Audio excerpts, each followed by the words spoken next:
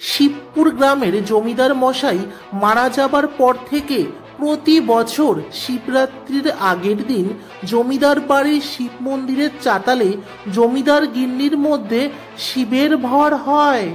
শোন রে তোরা শোন, আজ রাত্রে ডাকাত আসবে মন্দিরের বিগ্রহের গয়নাগাটি চুরি করতে। তোরা আজ সজাগ থাকবি তোরা। সেই দিন রাত্রে সত্যি সত্যি ডাকাত এসেছিল মন্দিরের বিগ্রহের গা থেকে গয়নাঘাটি চুরির জন্য। গ্রামবাসীরা রাত্রে সজাগ থেকে ডাকাত তাড়িয়েছিল। তারা বিশ্বাস করত ভগবান শিব স্বয়ং শিবরাত্রির আগের দিন গিন্নিমার মধ্যে ভর করে আমাদের বিপদের আগাম সতর্ক বার্তা দিয়ে দেন। বলো জয় শিব শম্ভু। এই ঘটনার 1 বছর পর জমিদার গিন্নি তার ছেলে প্রতাপের বিয়ে ঠিক করে এসে জমিদার মশাইয়ের ছবির সামনে দাঁড়িয়ে বলতে লাগলেন, শুনছো, তোমার ছেলের বিয়ে ঠিক করে এলাম গো। তোমার কত শখ ছিল নিজের ছেলের বউকে ধান দুব্য দিয়ে আশীর্বাদ করবে। মহাদেব তোমার সেই শখ পূর্ণ করলো না। তুমি যেখানেই থেকো ভালো থেকো।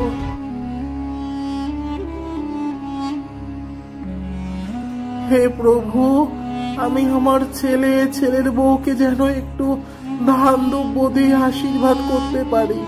আমার প্রার্থনা পূরণ করো প্রভু, আমার প্রার্থনা পূরণ করো।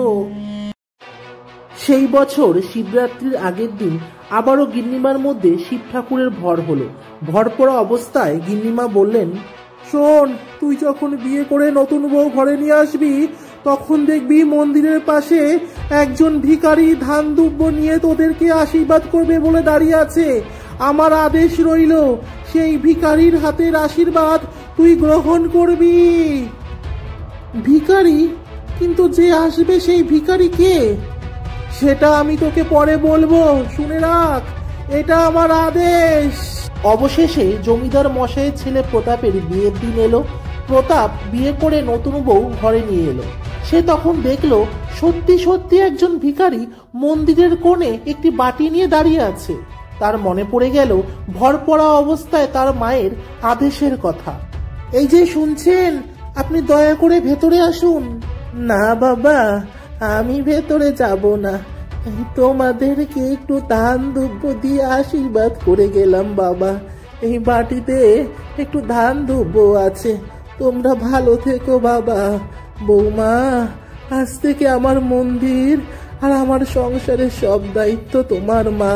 আপনি কে আমি তো জানি না, তবুও আপনাকে বলছি বাবা, আপনি ভেতরে আসুন। না মা, আজ আমি ভেতরে যাব না। একদিন তো তুমি আমায় কোলে করে ওই অন্ধর মহলে নিয়ে যাবে, দেখো মা। ভিখারির এমন ধরনের কথায় উপস্থিত সকলে অবাকি হয়ে গেছিল। তিনি এই কথা বলে হঠাৎ যেন অদৃশ্য হয়ে গেছিলেন। কেউ আর কখনো তার কোনো সন্ধানই পায়নি।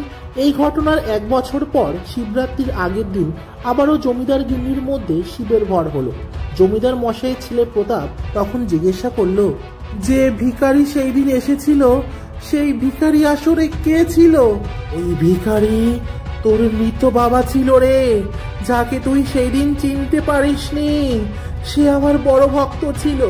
মারা যাবার পর তার একটাই প্রার্থনা ছিল, আমি শুধু আমার ভক্তের প্রার্থনা পূরণ করেছি।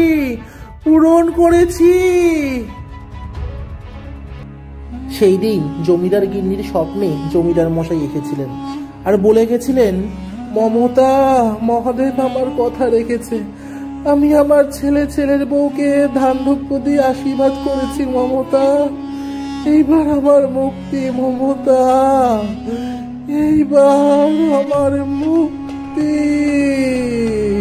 যেও না তুমি, যেও না, দাঁড়াও বলছি, যেও না তুমি, যেও না। না গেলে ফিরবো কেমনে? আবার আসবো আমি বৌমার গর্ভে তার সন্তান হয়ে।